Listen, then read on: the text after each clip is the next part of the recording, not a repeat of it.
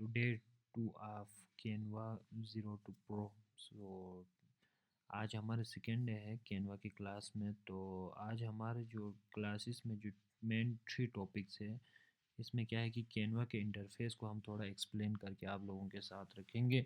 इसमें क्या होता है कि कैनवा का एक डैशबोर्ड होता है, एडिटर टूल्स होते हैं, page layers and tool bars होते हैं। ठीक हो गया ना? तो इनको हम एक एक करके आपको दिखाएंगे। सबसे पहले आपको हम सिखाएंगे कि हम कैनवा पर मतलब अपना अकाउंट कैसे बनाते। तो सबसे पहले इजी टू यूज़ है, canva.com पर आपने जाना है। ठीक हो गया ना?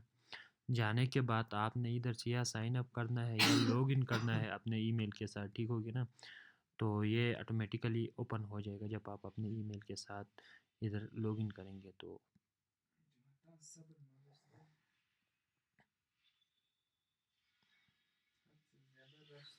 चले जी, ये ठीक हो गया। हमारा अकाउंट इधर कैनवा पर अभी बन चुका है। ठीक हो गया ना? तो इसके बाद आज हम जो टॉपिक्स कवर करेंगे इनमें सबसे मेन पर है कि पहले सर्च बार जो टॉप पर होता है उसमें क्या होता है कि सर्च एनी डिज़ाइन होता है, जहाँ पर हम टी शर्ट्स को सर्च कर सकते हैं, इंस्टाग्राम पोस्ट, इट्सी लिस्टिंग वगैरह, एसवीजी जो भी हो हम यहाँ पर सर्च कर सकते हैं। तो कहने का मतलब ये है कि ये होता है कैनवा का सर्च बार। ठीक हो गया ना? यहाँ पर हम जो भी सर्च करेंगे जो कैनवा पे प्री अपलोडेड है ये पहले हमें देखने को मिलेगा। फिर हम जब बिगने लेवल पे हो तो हम यहाँ पर एडिट कर सकते हैं। ठीक हो गया ना? तो अगर हम सबसे पहले यहाँ पर सर्च करेंगे, चले मान लिया हम यहाँ पर इजी टू यूज़ एक बर्थडे कार्ड सर्च करते हैं। ठीक हो गया ना? Birthday card.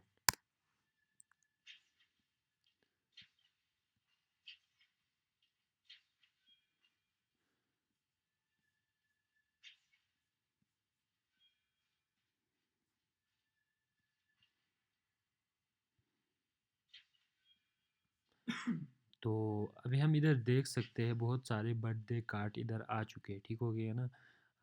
जो यहाँ पर डिज़ाइनर्स ने यहाँ पर पहले ही प्री अपलोड की हुई है। हम इन चीज़ों को भी कस्टमाइज़ कर सकते हैं। कहने का मतलब ये है कि इधर सर्च बार में आप जो भी सर्च करेंगे वो पहले आपको यहाँ पर दिखने को मिलेगा। फिर आप उसे कस्टमाइज़ कर सकते हैं, एडिट कर सकते हैं या वहाँ से आइडिया ले सकते हैं। ठीक हो गया ना? सर्च बार का मतलब ये होता है जो डिज़ाइन आपने यहाँ इधर बनाना है, सबसे पहले एक दफ़ा इसे इधर आके सर्च बार में सर्च करके आपने देखना है।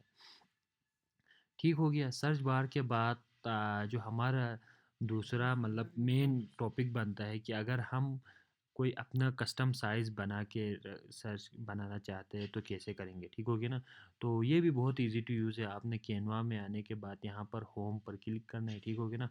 होम पर क्लिक करने के बाद यहाँ पर बहुत सारे ऑप्शन है, प्रेजेंटेशन है, social media, video, docs, white board, बहुत सारे हैं। आपने इधर कस्टमाइज साइज़ में आना है। ठीक हो गया ना? आपने यहाँ पर विड्थ देना है, हाइट देना है, फिर पिक्सल में रखना है, इंच में रखना है, सीएम में रखना है। ठीक हो गया ना? ये सारे ऑप्शंस आपको यहाँ पर मिल जाएगा। अब आप यहाँ पर अपने कस्टमाइज साइज़ को कैसे मालूम करेंगे? तो ये भी बड़ा सिंपल है। मान लिया कि अगर हम अपने इट्सी के लिस्टिंग को अगर थंबनेल बनाना चाहते हो तो थंबनेल का साइज़ हमें पता नहीं है। ठीक हो गया ना? तो हमने जस्ट गूगल पर आके सर्च करना है इट्सी थंबनेल साइज़। तो चले आपको इधर देखने को मिल रहा है कि 570 ज़रवे 456 पिक्सल्स पर आपने रखना है। ठीक हो गया ना? अभी हम आपको इधर करके दिखाते हैं।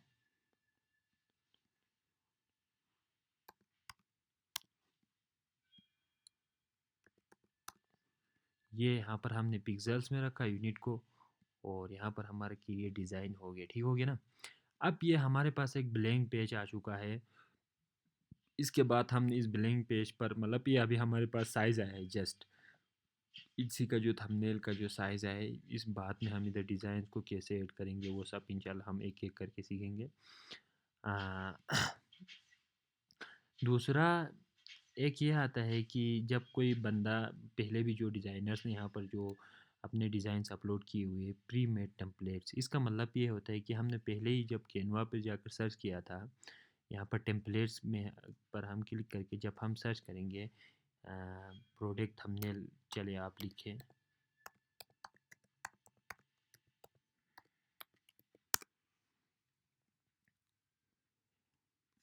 तो यहाँ पर आपको बहुत सारे थंबनेल्स मिल रहे हैं, ठीक हो गया ना। यहाँ पर आप इट्सी प्रोडक्ट थंबनेल लिख सकते हैं, अमेज़न लिख सकते हैं, केडीपी लिख सकते हैं, जो भी हो कवर आप लिख सकते हैं। मिसाल कर एक बंदे ने अगर ये थंबनेल अगर यहाँ पर लिखा हुआ है तो हम कस्टमाइज़ दिस टेम्पलेट, इसका मतलब हम इस टेम्पलेट को भी एडिट करके यहाँ पर अपने ब्रांड का नाम, लोगो, हर चीज़ यहाँ पर ईज़िली हम लगा सकते हैं। ठीक हो गया। तो इसके बाद आता है यूआर डिज़ाइन सेक्शन। अब यूआर डिज़ाइन सेक्शन में क्या होता है, रिसेंट डिज़ाइंस और सेव्ड प्रोजेक्ट्स, ये अभी मैं आपको दिखाता हूँ।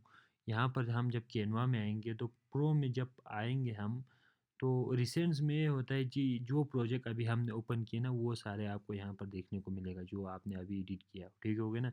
इसका फ़ायदा ये होता है कि जब भी मतलब आप एक प्रोडक्ट बनाते हो फिर डाउनलोड करते हो तो ये यहाँ पर सेव होके रहता है। जब आप दोबारा इसी तरीके से बनाना हो तो आप इजीली इधर से ओपन कर सकते हैं, ताकि आपको बाद में ये दोबारा रिक्रिएट करना ना पड़े। ठीक हो गया।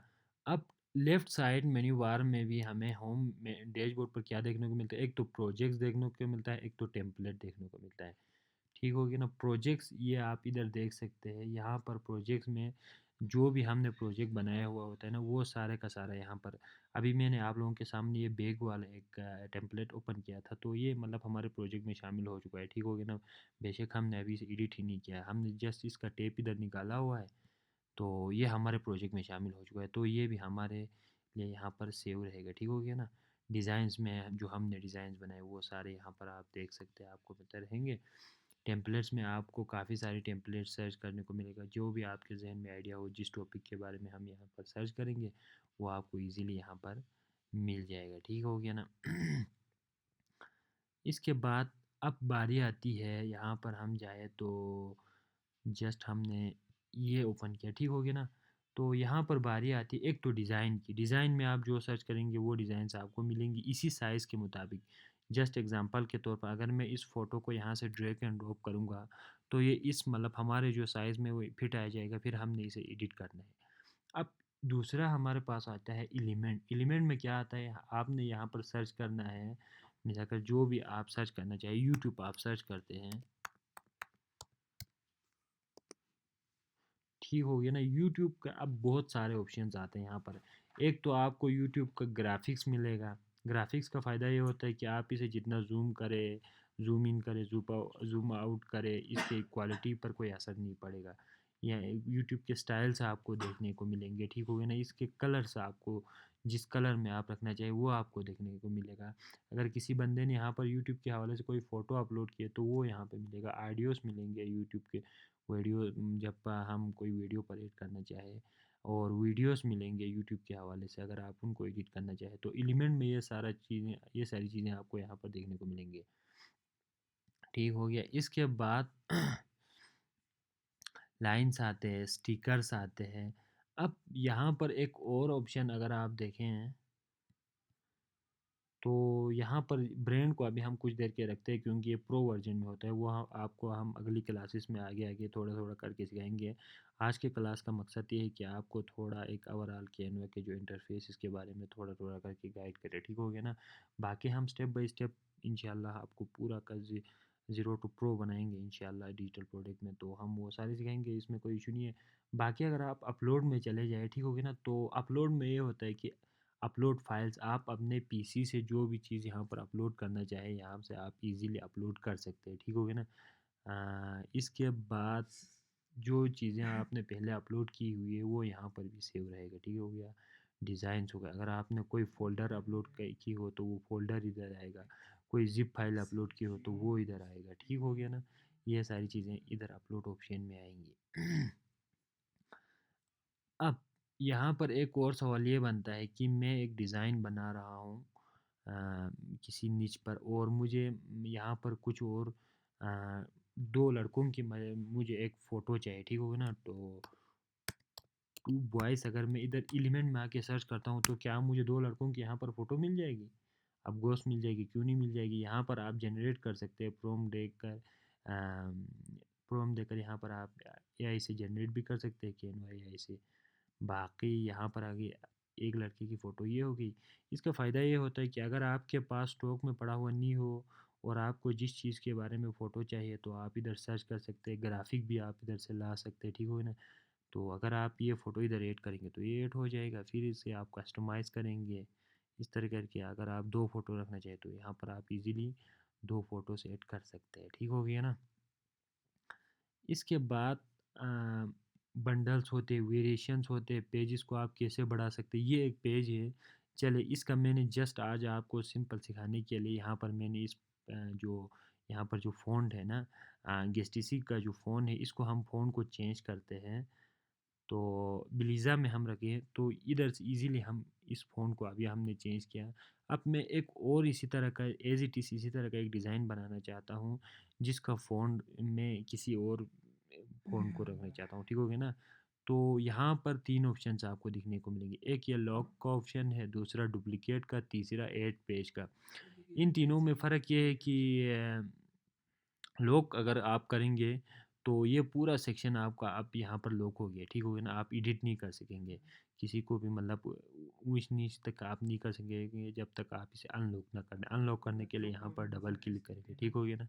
अब दूसरा ऑप्शन यहाँ पर ये है डुप्लिकेट और ऐड पेज। इन दोनों में फ़र्क ये है कि ऐड पेज करेंगे तो सिर्फ़ बैकग्राउंड के साथ आपको आएगा, ठीक हो गया ना? अगर आप इसी बैकग्राउंड को ही हटाना चाहते हैं तो बैक करेंगे, व्हाइट बैकग्राउंड रहेगा डिफ़ॉल्ट, ठीक हो गया ना?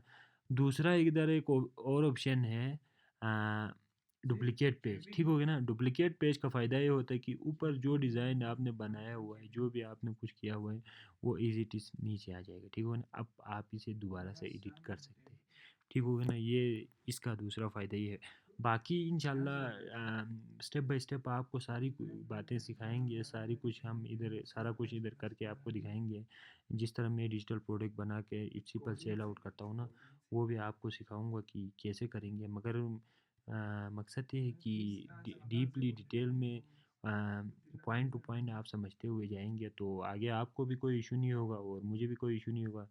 तो थैंक यू सो मच, अगली वीडियो में मिलते हैं, तब तक के लिए अल्लाह हाफिज़।